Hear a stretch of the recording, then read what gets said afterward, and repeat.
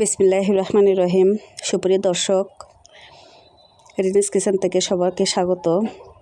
আমার আজকের রেসিপি খাসির মাথা রান্না। আপনারা চাইলে গরুর মাথা দিয়েও সেম প্রসেসে রান্নাটা করে নিতে পারেন।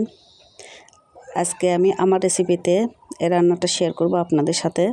আমি রিনিস কিচেন থেকে বলছি। আসসালামু আলাইকুম। চলুন ঝটপট দেখে নিই আজকের রান্নাটি। আমি এখানে একটা খাসির মাথা নিয়েছি।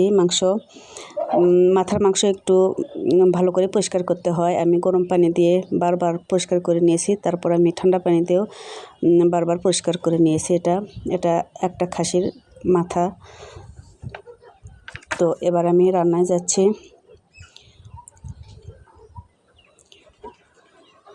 মাথার মাংস সিদ্ধ করা একটু ডিফিকাল্ট, তো আমি আজকে প্রেসার কুকার ইউজ করব। প্রেসার কুকারে সবগুলো মাংসগুলো আমি নিয়ে নিচ্ছি, আর এক এক করে মশলা অ্যাড করে এটা আমি সিদ্ধ করে নেব। আমি পেঁয়াজ দিচ্ছি পরিমাণ মতো, আর শুকনো মশলার মধ্যে শুকনো মরিচের গুঁড়া, লবণ আর হলুদ পরিমাণ মতো নিয়েছি। আমি এখানে কয়েকটা গোটা মশলা, ধনিয়া জিরের গুঁড়া নিয়েছি 1.5 চামচ, আর আদা রসুনের পেস্ট নিয়েছি 1.5 চামচ। এখানে উঁচু করে গরম মশলার গুঁড়া দিলাম 1 চামচ, আর সামান্য সরিষার তেল দিয়ে আমি এটা সিদ্ধ করে নেব। পরিমাণ মতো পানি দিচ্ছি। পানি দিয়ে নেড়ে ভালো করে নেড়ে মুখটা আটকে আমি সিদ্ধ করে নেব।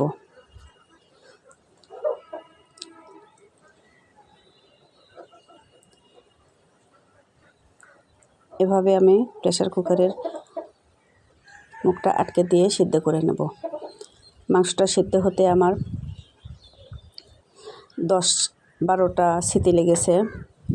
আর প্রেসার কুকারের চাপ খুলে গেলে আমি আবার নেড়ে আর একটু ভুনিয়ে নেব, আর মাংস সিদ্ধটা আমি একটু চেক করে নেব। আমার মাংস সিদ্ধ কমপ্লিট, পারফেক্ট। তো আমি পেঁয়াজ ভেজে একটা বাগার দিয়ে নেব মাংসে। প্যানে সরিষার তেল দিলাম, আর পরিমাণ মতো পেঁয়াজ নেড়ে ব্রাউন কালার করে নেব। আমার লবণ ঝাল পারফেক্ট ছিল, চেক করে নিয়েছি।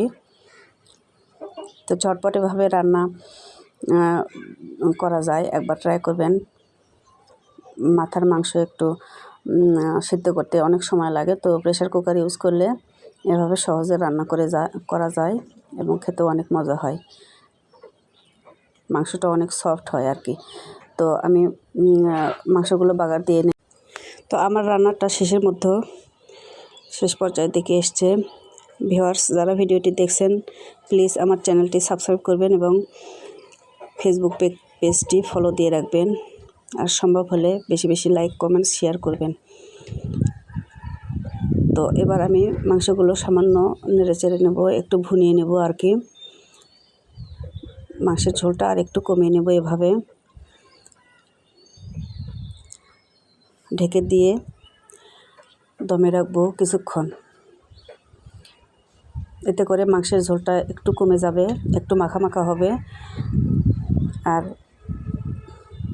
এ পর্যায়ে আমি আবারও নেড়ে